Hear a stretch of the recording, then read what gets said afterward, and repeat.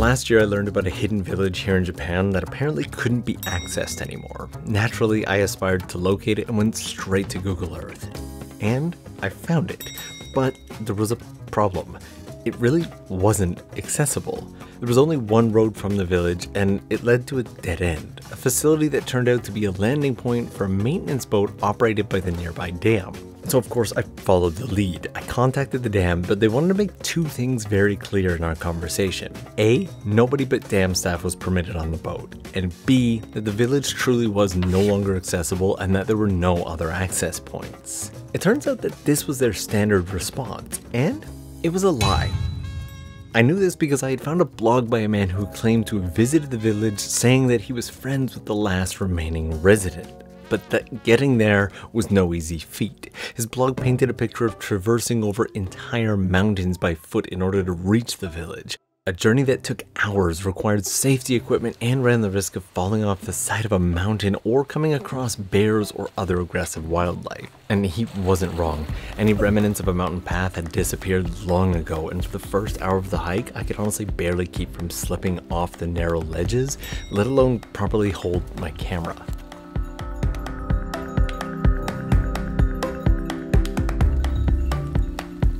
So with the guidance of Ebi-san, I've been hiking through these moderately narrow mountain paths for about the last hour or so, and honestly, there's literally barely enough space to stand on the edge for most of this.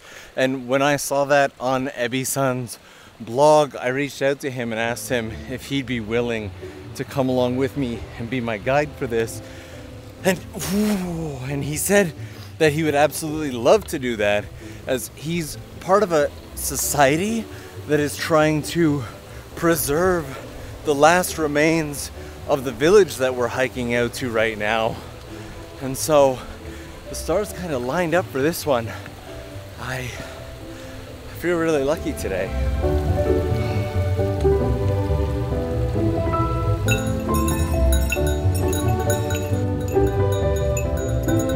Now he is just a little bit shy, so he's asked me not to put him on camera too much. But so far, an amazing person, an amazing guide, and this hike is something else.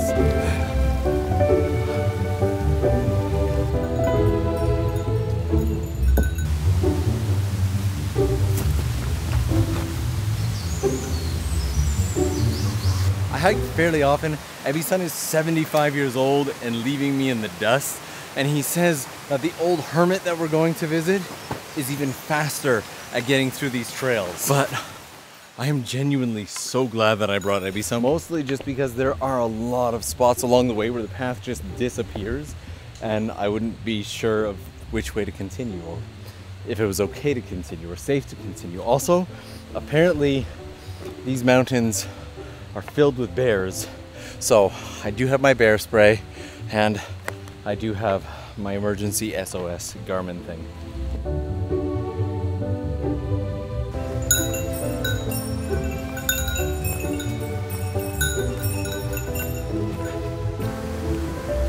This is certainly within the top 5 most difficult hikes that I've done so far, but definitely within the top 3, maybe 4 most beautiful.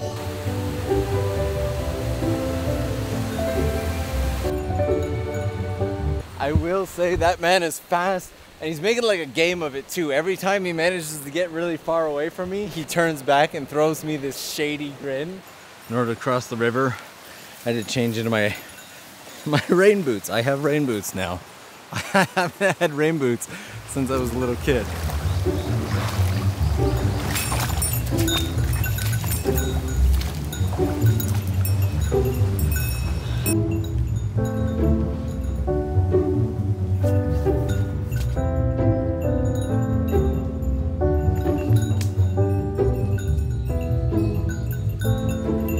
This is quite likely the deepest into any Japanese mountain valley that I've had the chance to hike so far.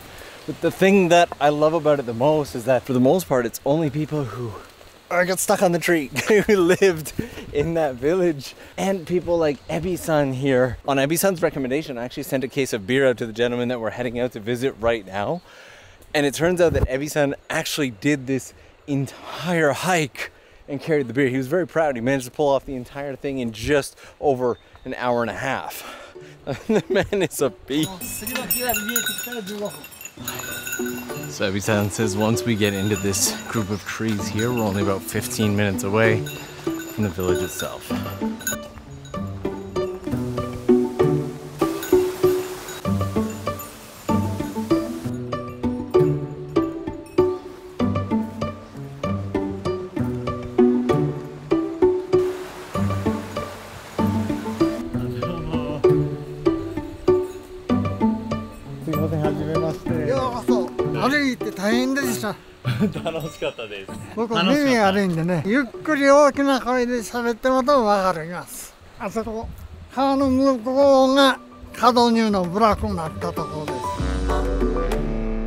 And this was Izumi-san, the last living link to Kadonyu, a nearly forgotten village hidden in the mountains of Gifu. The village was bought out by a major dam decades ago along with 7 other villages, but as it was on the outer edge, it was never flooded, and so Izumi-san and a few others went back. But now he's the only one left.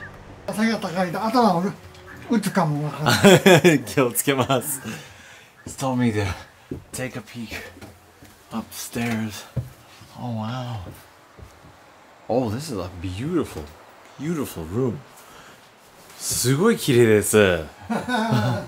これ一人で、これが角入の昔の写真。これが僕の家です。僕は昔大工やってた。これはね、昭和31年に火事で燃えた後にできたブラックです。全然ね、金かかってないよ。こういうものが金を出したけど、あとは全部自分の持ってる材料。金がないから。俺もただの畳。これも全部ただの畳。材料もちろんただ。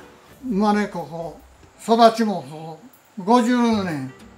生まれて50年ここに生活してました。今何歳ですか？今88歳になりました。あそこが角入の部落30世帯ぐらいあった。田舎で徳山八ヶ村のうちでも一番不便な部落だったけども、一番自然も広くて、田んぼも広い田んぼがたくさんあったとこ。で自給自足みたいな生活が多かったね。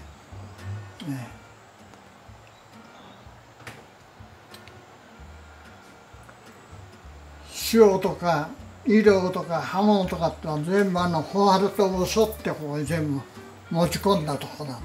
ここはね不便なところでね、僕のちょうど結婚しなきゃならん年頃のね、角入だってなかなか結婚してくれないんです。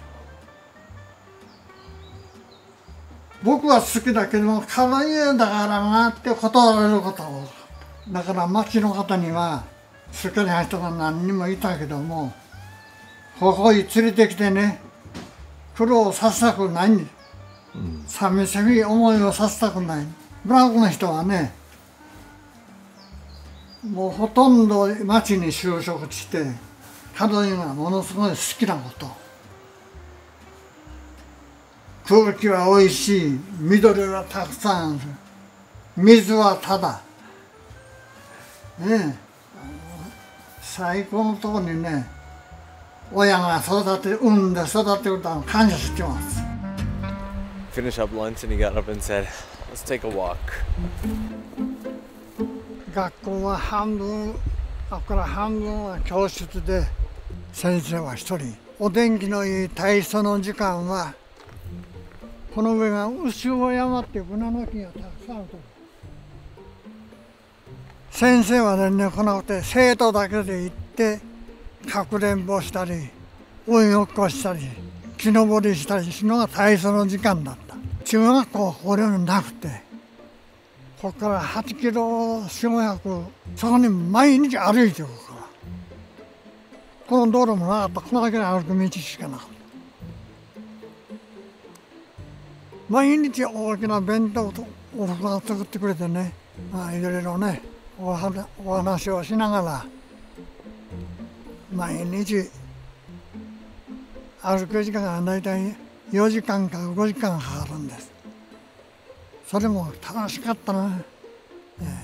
He regaled me with so many stories of what it was like to grow up in such a remote place, and for over 2 hours he showed me around the entire village. But there was one thing that stood out, one thing that above all else he was afraid of. クマとかシカがこう傷つけて中へ入ろうとしたとこなんです。蜂蜜の箱もここに置いてあるね。その匂いがするんかな。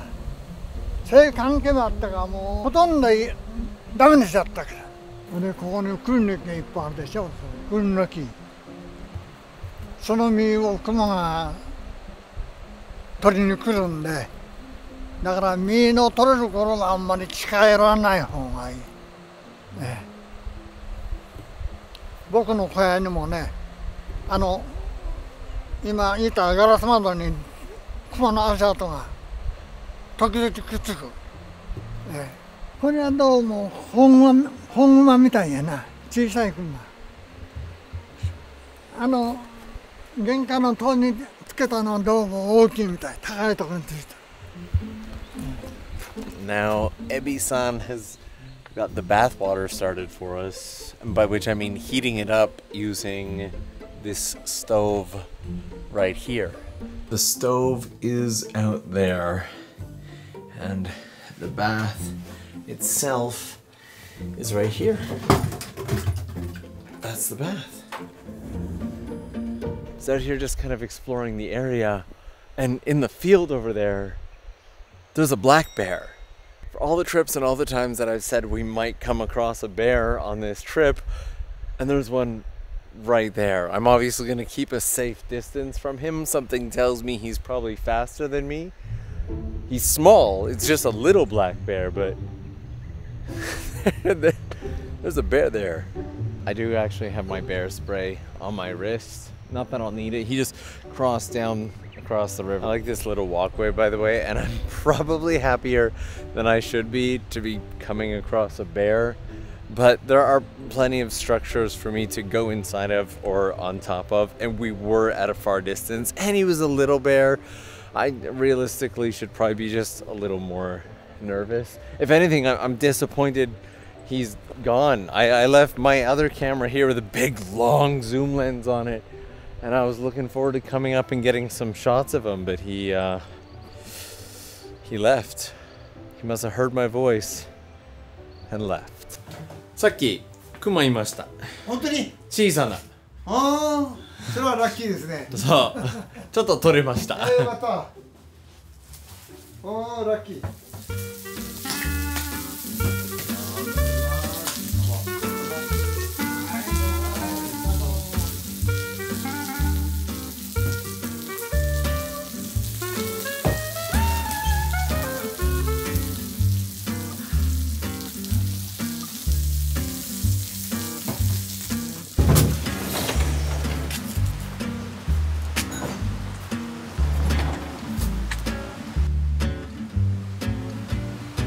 He doesn't even know the dog's name. Just feeds it every single time that it comes around. It used to belong to a farmer who lived in this area, and apparently now it's just surviving on its own. We have had a long night, but a good night. Plenty of food, plenty of drinks. Gonna turn in for tonight.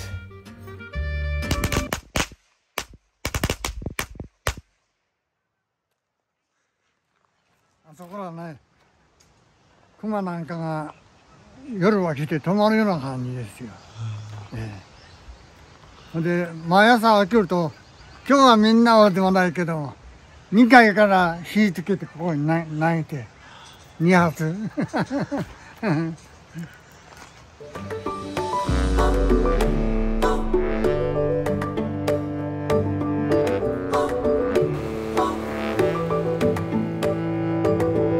The sun is just coming up over the mountain. It is 6 o'clock in the morning, and I'm out for a slightly more cautious walk than yesterday now that I've seen a bear in the area, and additionally I messed up my finger pretty bad yesterday.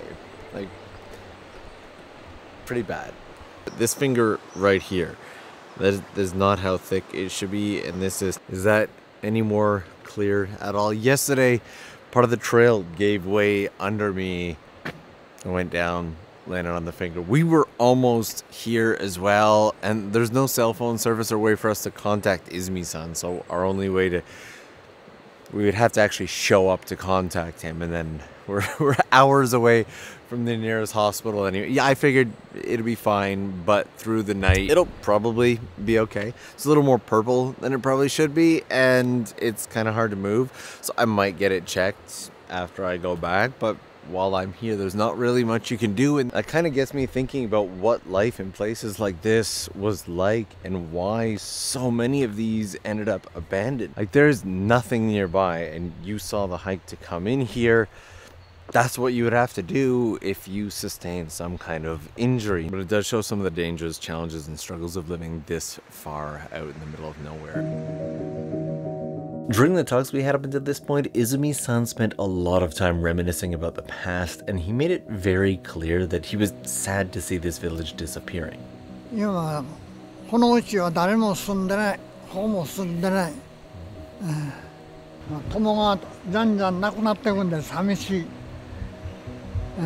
But there was one thing that he said in particular that made my heart sink. You see, Izumi-san has a special arrangement with the nearby dam where they allow him to use the dam's boat to come and go from the village. 以前には徳山の方には除染許可を出したけども、今はもう出さん。角に生まれの角で育ててないと出さない。But it actually turns out he's not allowed to stay there in the winter anymore. It's just far too dangerous. So Izumi-san has become what I guess you could call a part-time hermit, spending every minute that he can in the village, but no longer able to spend all of his time there. やっぱり船も危険、道中もね、決して安全な道ではないので、でも来るために小屋に糸満追いをしてくる。まあこれが最後かもわからんぞって言ってね、まあ今年は全然来れないと思ってたんですわ。もう年だし、体ももうかなり疲れてますから。And my heart really sank when he continued on to tell me that he was all but certain that this year was to be his last time to ever see the village or be in his home. But he did express once more that he was eternally grateful for having the opportunity to be born, raised, and spend so many of his years in such a beautiful place. Before leaving, I wanted to come out and get a closer peek at this tree right here. I usually like to show places that people will be able to come to, visit, experience on their own, and that's been one of the big challenges inside of this place, because outside of just getting here and how difficult that is, also getting Ebi-san to agree to, that was a fly, to bring me out here. It took us 6 months to get to know each other. And while on surface value that might sound counterintuitive to their goal of keeping the history of this village and of Izumi-san alive, he wanted to make sure he knew who I was as a person. So we've actually spent the last 6 months getting to know each other, and it took that long for him to finally say, yeah, definitely, I want to spend this time with you. I want to bring you out here. And it was 6 months very well spent in emails and phone calls and even the odd letter sent every now and then. In that way, this is a little bit bittersweet, because I know that the vast majority, if not everyone who watches this, may never get to see the beauty of this hidden village tucked deep within the mountains with their own eyes. But it's all the more reason why I'm glad that I could come out and capture this. And as always, if you have watched up to this point, thank you so much. But either way, it's almost time for us to get back on the trail. So I'm gonna go say goodbye to Izumi-san.